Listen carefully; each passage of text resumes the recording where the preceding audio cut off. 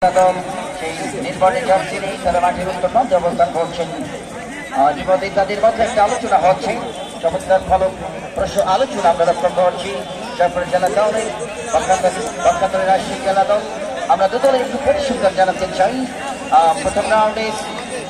প্রথম রাউন্ডে খেলায় জয়পুরহাট তারা মোকাবেলা করেন বগুড়ার সঙ্গে।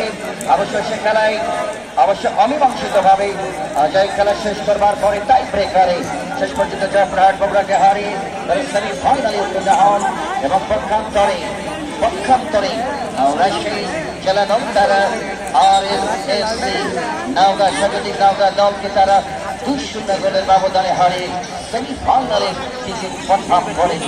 আজকে তাদের প্রতিপক্ষ জয়পুরহাট এবং জয়পুরহাটের প্রতিপক্ষ রাজশাহী।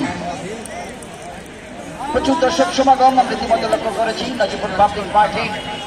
এর আগে আমরা লক্ষ্য করেছি মাঠে প্রচুর দর্শক সমাগম, আজও কিন্তু তার পুনরাবৃত্তি লক্ষ্য করছি।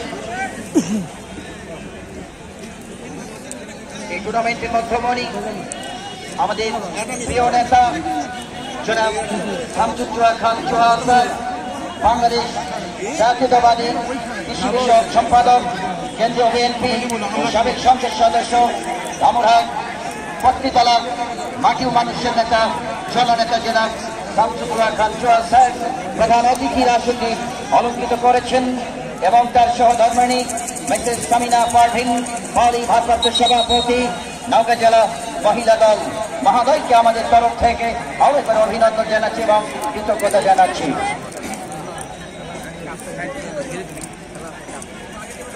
মধ্যমাঠে আমরা লক্ষ্য করছি প্রধান রেফারি জনাব তুষার সরকার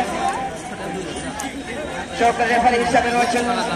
অপ্রান্ত লক্ষ্য করছি জাহাঙ্গীর আলম, এপ্রান্তে রয়েছেন জনাব ফজলুল হক এবং অফিসিয়াল হিসাবে রয়েছেন জনাব আতওয়ার হোসেন বাবুল ভাই।